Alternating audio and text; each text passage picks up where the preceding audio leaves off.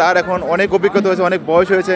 আশা করি জনগণের বাংলাদেশের মানুষের যে ম্যান্ডেট দিয়েছে, আশা করি উনি সুন্দর করে প্ল্যানিং করে এই বাংলাদেশের মানুষের ভাগ্য উন্নয়ন করবেন। বাংলাদেশের এই যে সমতল ভূমি, এই বাংলাদেশের আবহাওয়া ভালো, এই বাংলাদেশকে উনি এগিয়ে নিয়ে যাবেন বিদেশির আদালতে।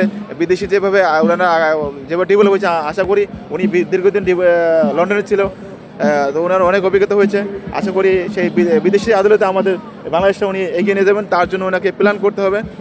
ওনার যারা দায়িত্ব দিচ্ছেন, মন্ত্রিত যারা এমপি হয়েছেন, তাদেরকে মনিটরিং করা, তাদেরকে সঠিকভাবে গাইডলাইন দেওয়া, তাদেরকে সুন্দরভাবে পরিচালনা করা, কোথাও কোনো ভুল ত্রুটি না হয় এবং তারা যাতে সঠিকভাবে কাজ করতে পারে এই বাংলাদেশের মানুষের জন্য। বাংলাদেশের মানুষ তাদেরকে ম্যান্ডেট দিয়েছে।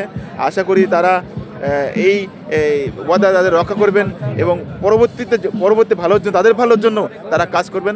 আজকে এই মহারণের আমরা যেই প্রেক্ষাপটে দাঁড়িয়ে আছি, গত 17 বছরে বিএনপি বা বাংলাদেশ জাতীয়তাবাদী দল বিএনপি যেভাবে অত্যাচারিত শিকার হয়েছে, আমরা শুনেছি শামীম ওসমানের মতো শীর্ষ সন্ত্রাসী বলেছে যে বিএনপি জীবনেও ক্ষমতায় আসতেই পারবে না।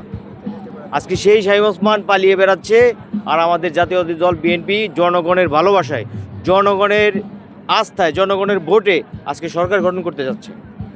আমরা সেই জনগণের জন্য, আমাদের দেশনায়ক জনাব তারেক রহমান যেন জনগণের জন্যই সেই সংসদে যাচ্ছেন এবং সংসদ থেকে জনগণের জন্য দেশের ভালো কিছু উপহার দিবেন, এটাই আমাদের তার কাছে প্রত্যাশা।